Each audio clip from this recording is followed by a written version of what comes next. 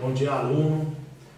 Alguns de vocês já me conhecem, né? Eu tive contato com algumas turmas no início aqui da minha trajetória na escola, né? Infelizmente, toda essa questão da pandemia nos afastou presencialmente, mas vamos dar continuidade aqui nessa videoaula.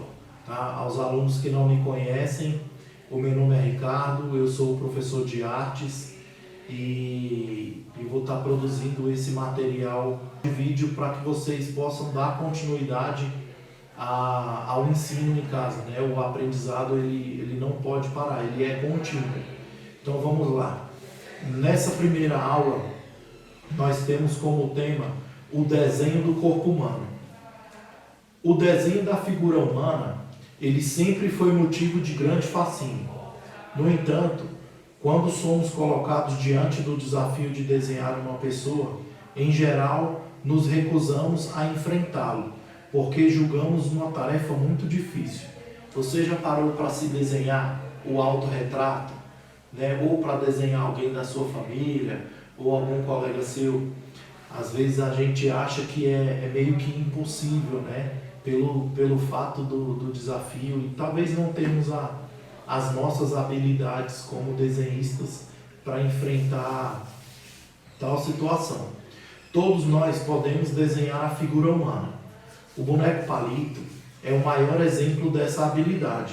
Ele pode ser entendido como o esqueleto da figura humana.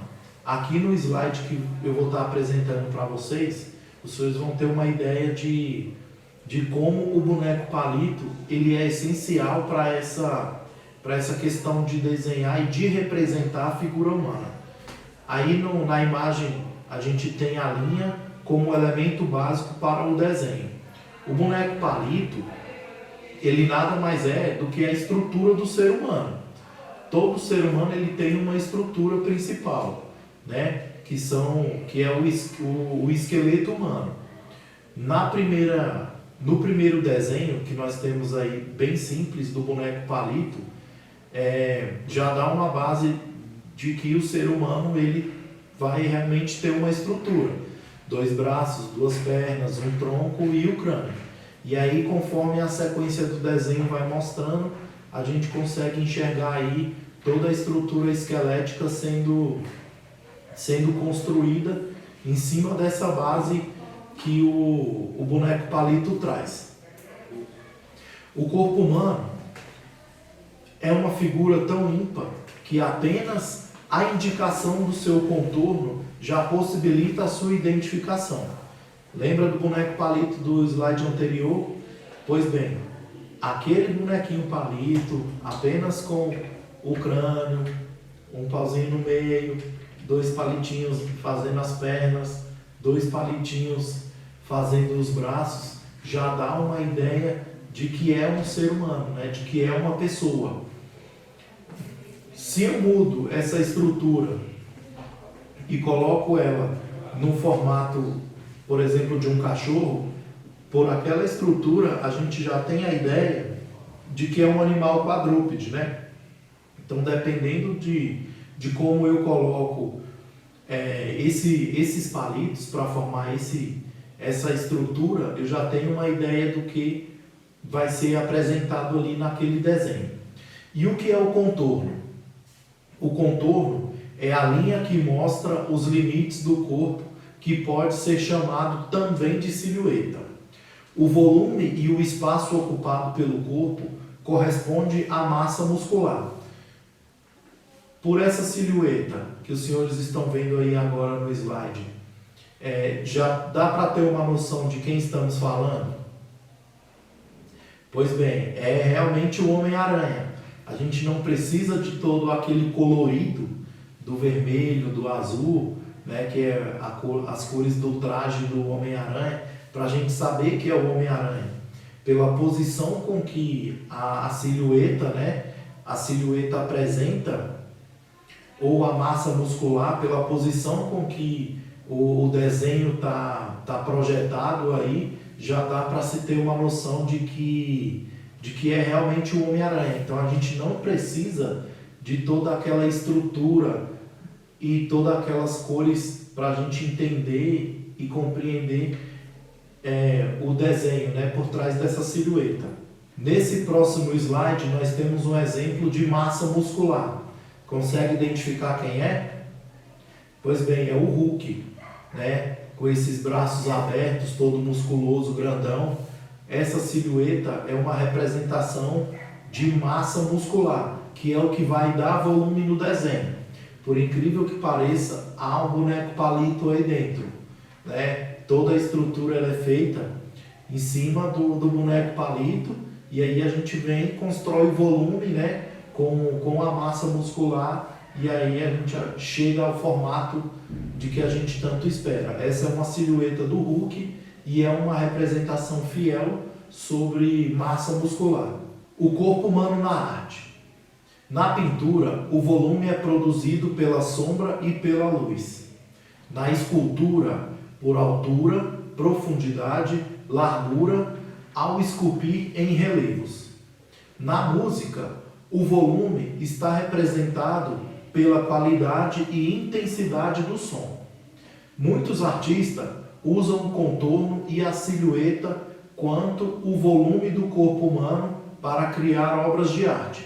Nas próximas imagens nós vamos ver agora exemplos desse volume produzido nesses três itens, na pintura, na escultura e na música.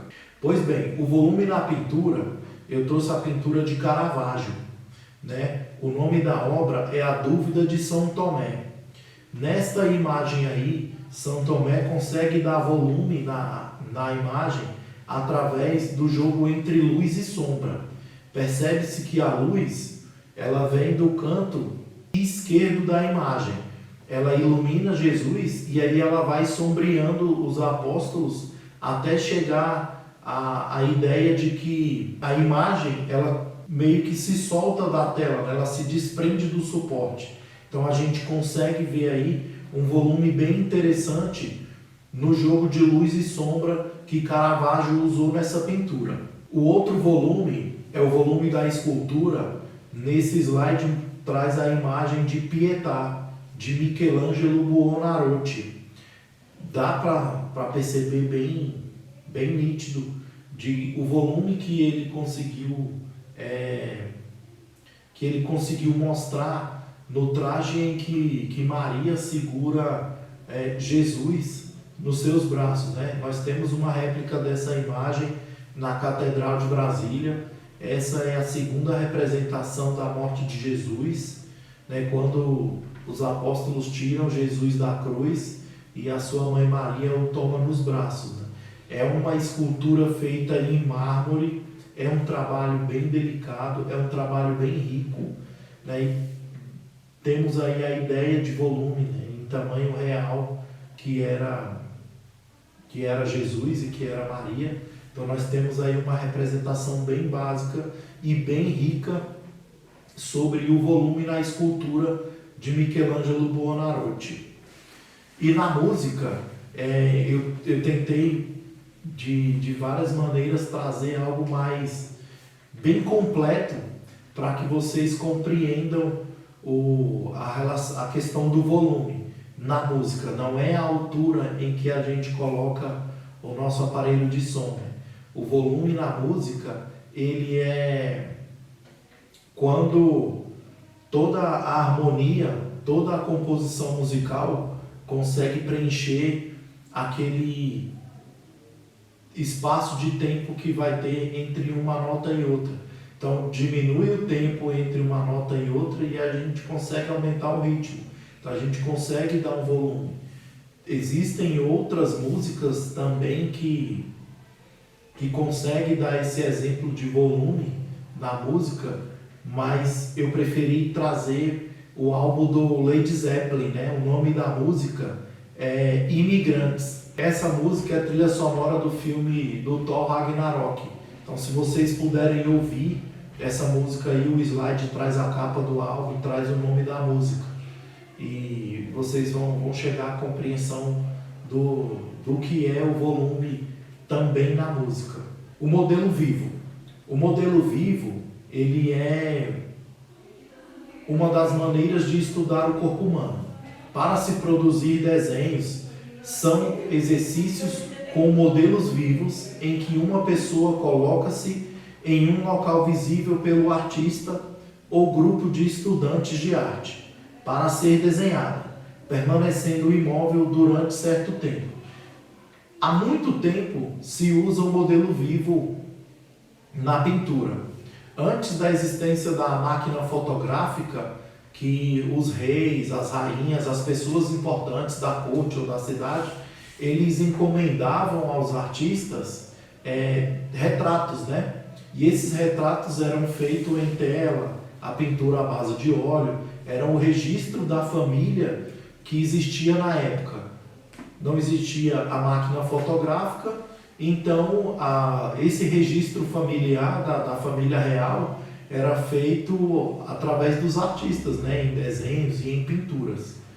E com o surgimento da câmera fotográfica, essa questão de desenhar as pessoas, as famílias, elas foi se transformando. Mas a gente está falando de modelo vivo. Então, antes da máquina fotográfica, as famílias serviam como modelo vivo para que fosse feito esse registro dessa posição política ou social que a pessoa tinha. Os próximos slides vou dar alguns exemplos para vocês. Aí nós temos um exemplo de modelo vivo individual. O artista tem apenas uma modelo, né? A modelo ela pousa ou ela fica em exposição para que o artista faça esse desenho dela.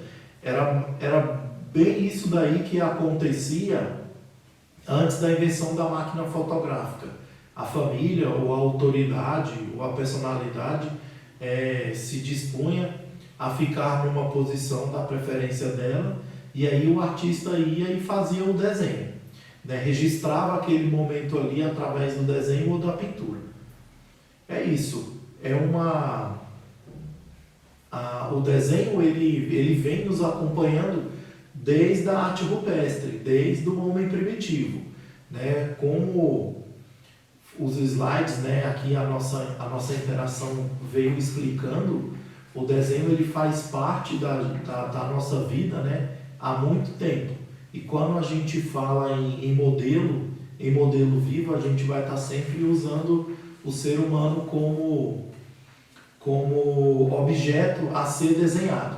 Galera, então é isso, tá bom? Eu espero que o vídeo esteja claro, que vocês possam compreender bastante e, na dúvida, volta o vídeo, assista de novo, né, quantas vezes forem necessário, tá? Eu estarei sempre à disposição, estaremos procurando novas formas de se comunicarmos e aguardem os próximos vídeos e até breve.